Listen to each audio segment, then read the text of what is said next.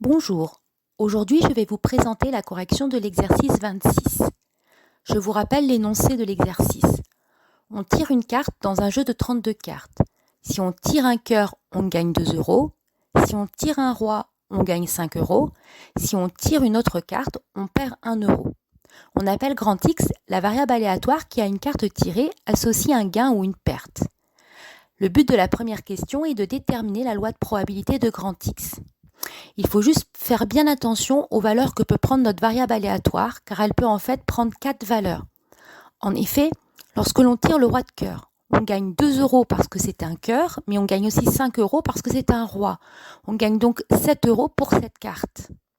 Voici donc la loi de probabilité de grand X.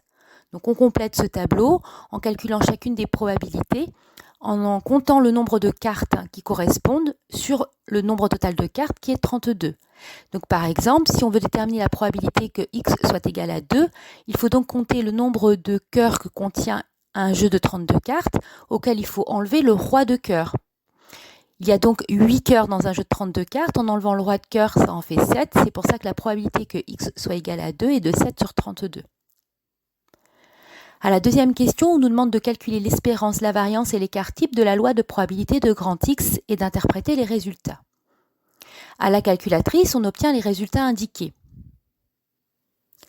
Cela signifie qu'en moyenne, un joueur gagne 47 centimes d'euros par partie jouée.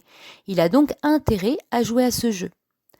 Par contre, on a un écart type qui avoisine 2, donc qui est assez grand, ce qui signifie que les écarts entre les gains sont relativement importants.